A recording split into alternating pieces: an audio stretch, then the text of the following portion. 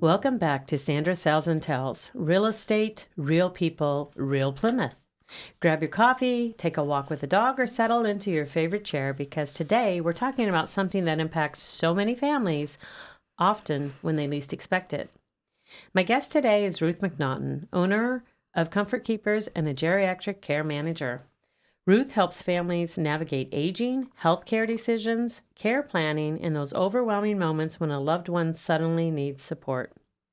If you've ever wondered what happens after a hospital stay, how to help aging parents while balancing your own life, or what a geriatric care manager actually does, this episode is for you.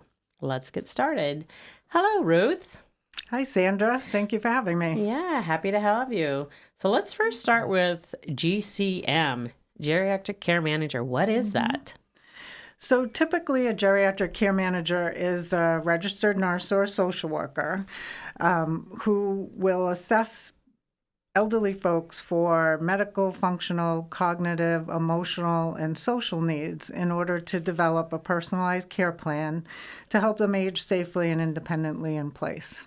All right, we like that. What are some of the most common reasons that families call you? Typically, it's in a crisis. So somebody's hospitalized, they've had a fall, or families visiting and suddenly realize that their loved one can no longer take care of themselves. Yeah, crisis mode. We get that a lot. So at what point should someone reach out to you before that crisis occurs? Ideally, that is key before the crisis. It's always better to prepare than to react in a situation like that.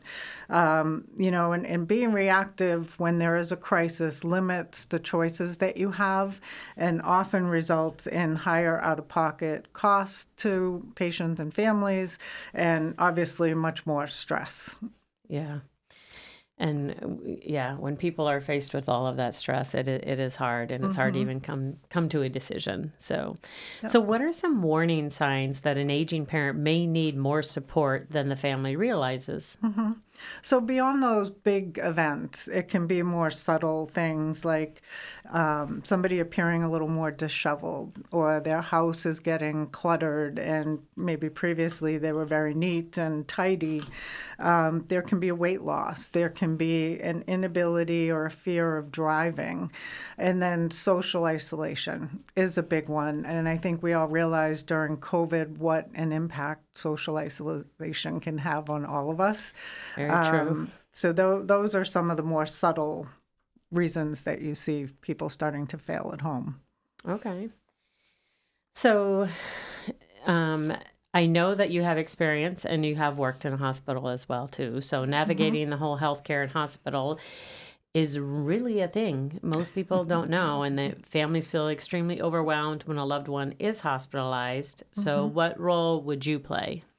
So a qualified GCM, there's different levels in the hospital. You have different levels of care, whether it's observation or inpatient level of care, that impacts your out-of-pocket expenses, and it also impacts the choices that you have for discharge planning, particularly with Medicare. So having a GCM who can not only advocate your admission, making sure that you're in the appropriate level of care because mistakes can be made, and then also advocating right through the hospital stay, the choices that are made, and most importantly, the discharge planning process. All right. So I think that's huge because sometimes they don't know. And I even have a friend who was recently in the hospital, and that was difficult too. Like, what did they say? What is your discharge? And she had no idea. So yeah, it's very overwhelming. Yeah, and if there's some older adults that don't have family around, so they don't have someone in their corner to help them with those difficult decisions. So what questions should families be asking before a loved one is discharged from the hospital? So first you want to look at, is the timing appropriate? The hospital's saying sometimes that day, great, good news, you're ready to go home, but you may not feel prepared to go home. Maybe you haven't been out of bed in a couple days. And so you really need to ensure safety. Are you able to get up? Are you able to get out of bed? Can you get to the bathroom? And then you want to make sure if you do need post-hospital services that not only are those arranged, but what is the date of the start of care? So we're going to have visiting nurses come out or physical therapists get a commitment onto the start of care date.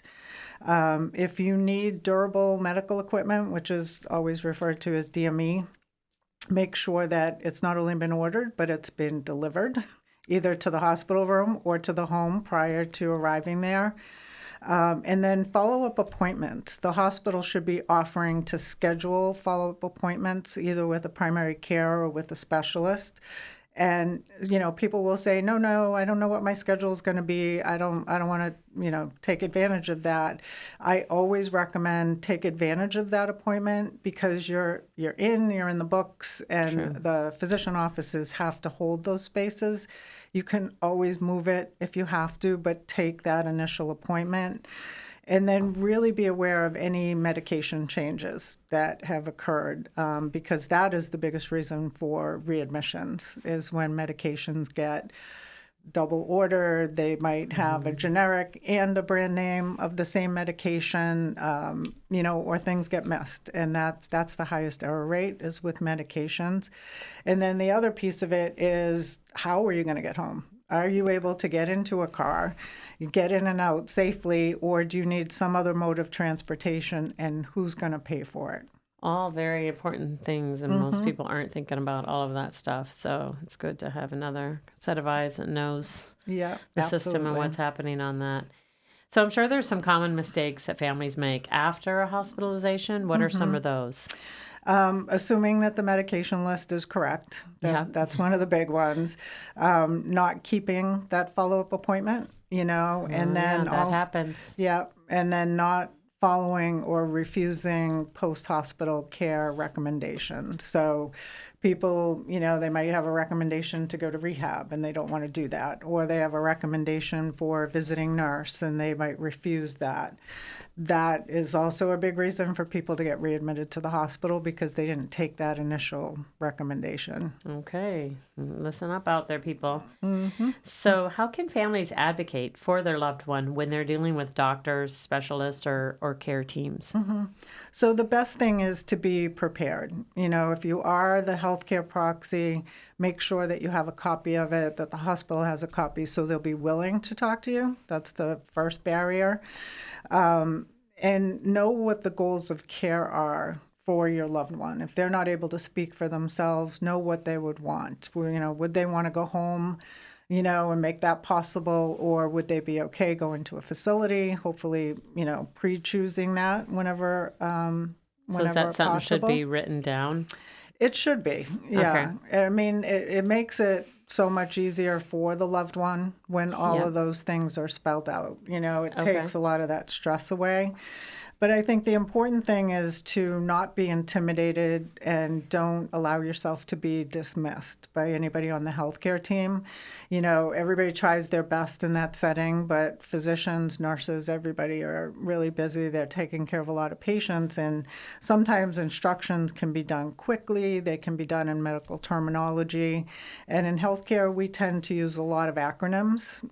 So just it's okay to say, wait, I don't understand what that means. Explain it to me, so that you understand it. And don't be embarrassed by that. Oh, that's a very good tip because some people just kind of don't want to feel like they don't know. They don't want to feel that inadequacy. Right. That they don't know what you're talking about and they're just don't speak up. But they need either somebody to speak up for them or explain it to them or ask the questions themselves. So very good. So when someone's told that they're ready for discharge, what does that actually mean and what should families know? Yeah. So technically that means the physician, the hospital staff have decided that you no longer meet hospital level of care, which means that your care needs can be met elsewhere, whether it's in a rehab facility or home with support or home independently. So the hospital's reimbursed. It's called a DRG payment with most payers, so including Medicare. So it's a bundled payment. So whether you stay 4 days or 8 days, the hospital's receiving the same payment. And, you want to leave the hospital when you're ready to leave Right. because hospitals, can be dangerous places. There's med errors, there's falls, there's delirium. So you don't ever want to overstay but you need to be ready to leave. And that's the differentiator. And the hospital's required under Medicare rules to give you 24-hour notice of a discharge. Okay. Oftentimes they don't, and people are okay with that. They're like, no, I'm ready to go. It's okay. I'll sign the paperwork. But that Most is a people requirement. want to get the heck out of there. Yeah, most people. Some people like it there, but I know, because it's a lot of one-on-one care. yeah, a lot of attention, which can also And be a they're not red alone. flag that Right, people and aren't doing well at home. Exactly, you know? because they need somebody around. Yeah, good point. and have the company. But sometimes hospitals get that determination to discharge wrong. And there are appeal rights. So on the back of that form you're asked to sign, it gives you the telephone number, who to call, and then that triggers a process where the hospital sends the medical record to, it's called a Quality Improvement Organization that represents Medicare. And they independently review the medical record and will either agree or disagree with the hospital. Okay. Good to know. So who goes over that form with them in the hospital? Usually it's the case manager. Okay. Different hospitals are set up differently. When I ran those departments, I like the case managers to give that form out because they're the most knowledgeable and can answer questions. Some hospitals have clerical staff do it. Some have the bedside nurses do it. So it could be a number of people on the healthcare team. Okay, good to know.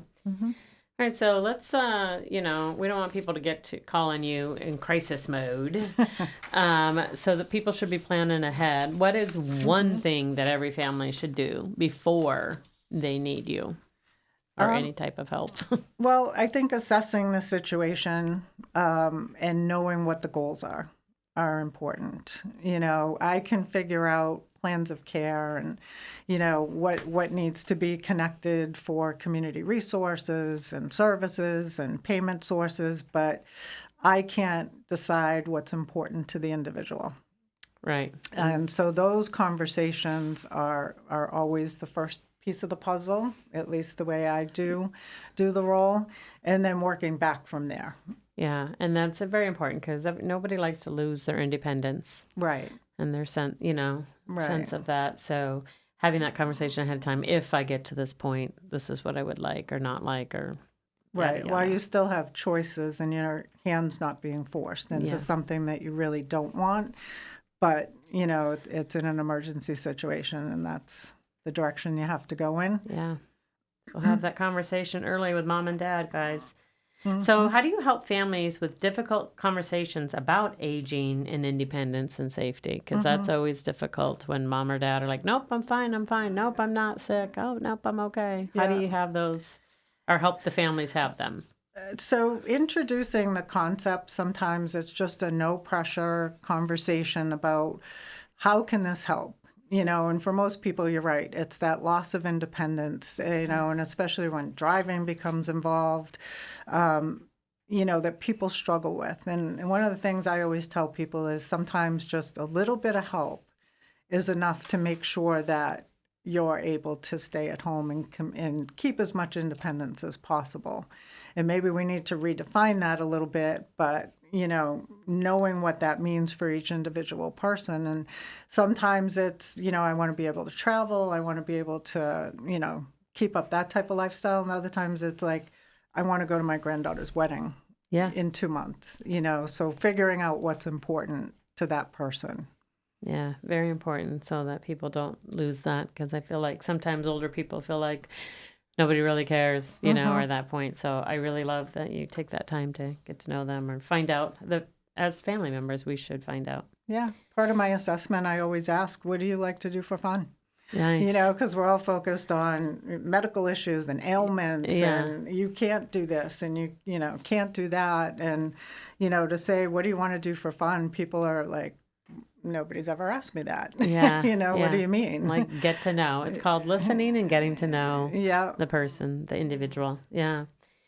So I'm sure there's resources out there that nobody knows what they are or where they exist. What are, am I right on that? Tell me some of those. Absolutely. Yeah. Okay. So elder services, Okay. is a big one. Each, different, like for the Plymouth area, it's Old Colony Elder Services. Yep. So they have a wealth of programs, whether it's homemaking, home health aid support. They have shine counselors that can help with Medicare questions and Medicaid applications.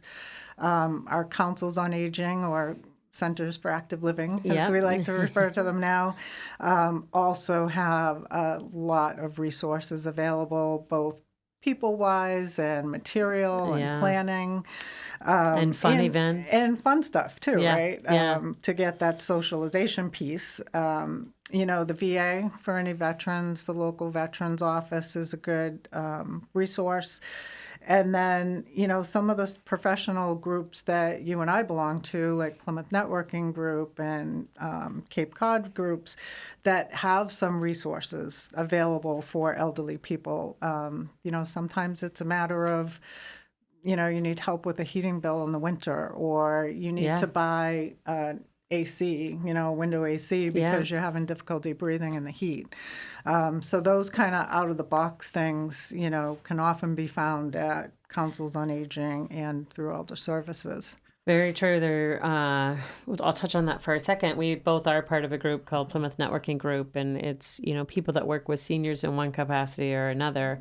But we do have fundraisers throughout the year to provide grants to somebody that may need that. Now we can, only provide up to 300, but oftentimes we are, do it with Old Colony Elder Services, or one of the other elder service groups to match that.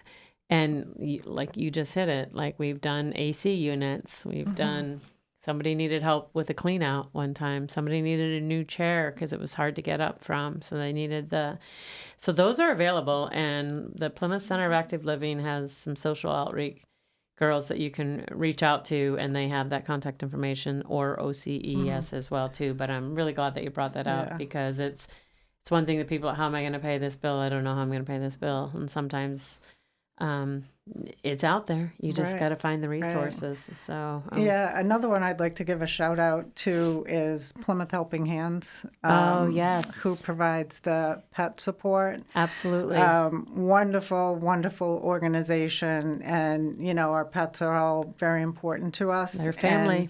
And it becomes a concern, and it's heartbreaking, when I go to see people who maybe now they walk with a walker and they can't walk their dog anymore because the dog pulls a little bit.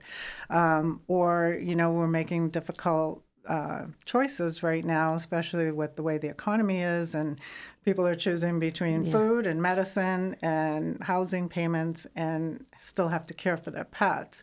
Yeah. So that group is wonderful. They'll assist with vet bills. They have food pantries, all over town. Yeah, they are great. Yeah. They are great. Plymouth Helping Pets. Yeah. I should have them on. For sure. I've talked to Deb Belboni about that. I'll get her on here next. All right. Awesome. So if someone's listening today, is worried about their parent, but doesn't know where to start, what is your first piece of advice? I think the first thing to try is the primary care physician. Okay. Depending on the relationship there, how well they know them, most primary care groups now have case managers embedded in the office. They have mental health services, they have social work. So that's always a good starting point, because they can then refer out. And, if there's these kind of changes too, you also want to make sure that there's primary care follow-up, and, we're making sure that all the health issues are addressed. Beyond that, the elder services that we talked about, Old Colony, the Council on Aging, and then, finding a geriatric care manager. So I always recommend going through the Aging Life Care Association, because I belong to that group. It's a national organization. So they can find that online? Yep. Okay. Yep. So ALCA, Aging Life Care Association, the they are very vigilant about the qualifications to be part of that group. So you have to have professional licensure, meaning nursing, social work, sometimes physical or occupational therapy, and you have to be certified. Okay. So that's one way to ensure that a geriatric care manager that you have is qualified That's to good. do the job. Do your homework on that. Yeah, And yeah. an interview, right? To see if it's a good match for Absolutely. you and your loved one Yeah. and your family. So if people are listening out there want to reach you, how do they reach you? So I can be reached. Our office is out of downtown Plymouth, so Comfort Keepers. We can be reached at 508-746-4800. We have a website, which is Comfort Keepers Plymouth. And anybody can reach out anytime. We have 24/7 awesome. people answering the phone. Awesome. So any time of day, something Yeah. happens in the middle of the night in that crisis mode, you can still reach on We're those there, Comfort yeah. Keepers. All right. Well, I always end my episodes with a key of the week. So this week's key of the week is the best time to create a plan is before you need one. Whether it's healthcare, housing, or caregiving, having conversations early gives families more choices, less stress, and better outcomes. Ruth, thank you so much for sharing your expertise today. I think many listeners will walk away realizing they're not alone and that there are professionals who can help guide them through some very challenging situations. If you want to learn more about Ruth and Comfort Keepers, we'll include her contact information in the show notes. Thank you for joining us for another episode of Sandra Sells Tells, Real Estate, Real People, Real Plymouth. If you found this episode helpful, please subscribe, leave a review, and share it with someone who may benefit from this information. Until next time, be kind, be informed, and remember, sometimes the best support starts with a conversation.